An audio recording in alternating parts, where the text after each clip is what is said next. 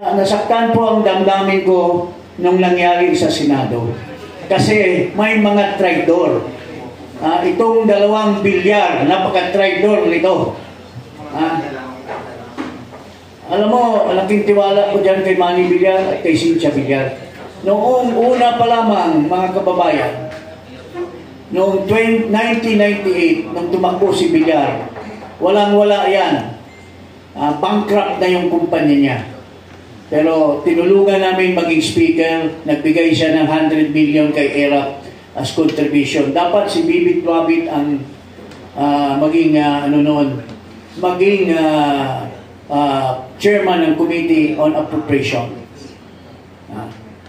Pero si Bibit Wabit sana ang gusto ni ERAP na speaker dahil magkaibigan sila. Pero nakapag-contribute si Villar at doon nabuhayan ang kanyang negosyo. Pero dito, tinulungan ito si Ramil Villar ni Sara Duterte. Pero ano ang kapalit? Dahil sa kanilang kabulastugan ng kanilang mga negosyo, yung price, yung water, yung inimbestiga sila ngayon ng SEC at ang Stock Exchange. Kaya bumigay, iniwanan ang grupo ng unity nila doon sa Senate, pinamunuhan ni Senate President Escudero at tinanggal si Marcoleta. At ang ilalagay daw, yung pinapatanggal namin dahil sa kabulastugan, pag mamimili umano ng mga testigo para patistify sa mga hearing, yung si Hontivirus. So kung hindi man yan, kung si Ping Lacson, wala tayong problema. Pero kung ibang klaseng tao ang ilalagay dyan, walang kredibilidad, lalong mababaon ang ating bansa. Mga kaibigan, ito lang masasabi ko. Sila lahat ay nagsasabi na si Marcos ang may pasimuno nitong pag-discover nitong flood control mess, flood control corruption. Mga kababayan, huwag po tayong maniwala. Si Marcos ang mastermind sa lahat, mga kababayan. Since 2023, kung hindi siya bobo at hindi siya stupido, paano nakalusot yung flood control projects, flood control funds in 2023. Sinasabi na ni Tiangco, 2.5 billion lamang. Or ilan lang ang billion. Pero umakyat. Hindi ba napapansin ni Marcos yan, pare? 2024, pinalusot na naman niya. Tapos bigla siyang nagsasabi sa publiko, 5,500 flood control projects, palakpakan lahat. Tapos after 1 week, ang Diyos pinakita sa kanya, Marcos, nagsinungaling ka, walang flood control projects. So, he signed all these General Appropriations Act, knowing that there were billions appropriated in funds. And yet, pinalusot niya. In 2025, ni-raise na yung mga blanco doon sa BICAM. And yet, pinirmahan pa rin niya. So, may pera kaya na malustay? Kung hindi, sa kabubuhan ni Marcos, napirmahan niya yung General Appropriations Act. Ito pa lang ang sasabihin ko ngayon, ba't marami pa? Kaya nga po, nananawagan kami. Hindi lang ito ang rally na sinasalihan na namin. This is the time now that we will legally ask every citizen na magkaisa po tayo. I-denounce natin itong kabulastugan ng lahat na nangyayari sa ating bansa. Ayan, nagpumunta na naman sa Cambodia. Anong gagawin niya doon? Magliliwaliw lang. Mamumuno daw siya sa grupo ng ASEAN.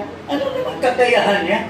Sabi ni Inday Sara, 10 a.m. pa lang, umiinom na ng whiskey. Ano naman ipaglalaki natin sa isang presidente na ganyan? So yan po, mga kababayan, magkaisa po tayo lahat at atin ipakita sa buong bansa na tayo ay hindi na pwede naunahan na tayo po ng Indonesia. Yan lang po ang masasabi po ngayon, ngayong umaga. Thank you. Okay, good morning everybody again. I'm Rod Cornejo, moderator, appointed by Atty. Pasio. You know, actually sabihin ko lang ha, malakas ka sa akin. I'm supposed to have breakfast with my wife this morning. Today is my birthday. I turned 75 today. 75. Thank you. Anyway, that's all. It's 10:45 and I want to end by 12 o'clock. So let's say our piece, get to the point. KISS, keep it short and sweet. Okay, first of all, Freddy, yung advisory, you mentioned People's Congress. Okay, People's Congress. Okay, ang question ganito alam natin yung problema and we know the culprits. The question is, what do we do next? Okay, so may I start? Thank you, please. Magandang umaga po. Ako po si Atty. G.B. Bondo. Ako po ay isa sa mga officers ng PDP. This is a People's Congress. At maraming nagugulumihanan sa katagaan na yan. No? Hindi po ito, linawin na po natin. Hindi po ito isang panawagan para mag-aklas o gumawa ng gulo. But we are here to answer a question. And the question is this: what will it take? No? That's the question. What does it take for the people to reclaim their lost power over governance, over bad governance? Ang problema po natin, bibilisan ko lang, marami pong magsasalita. Ang problema po natin ay baha.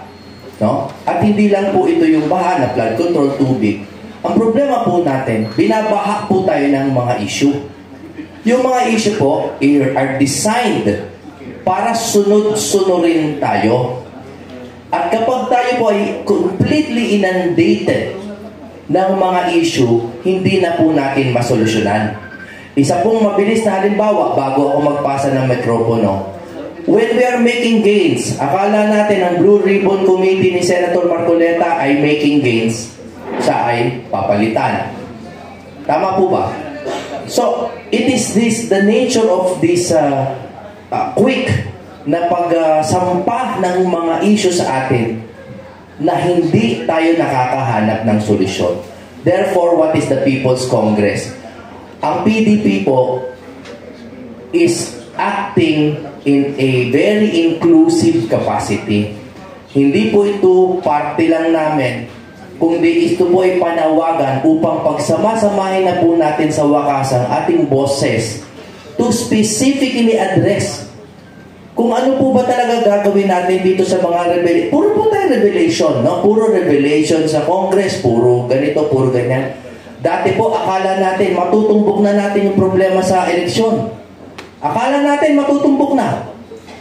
Eh, may bagong issue. We are inundated.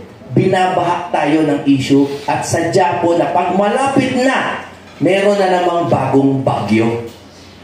So, what do we do?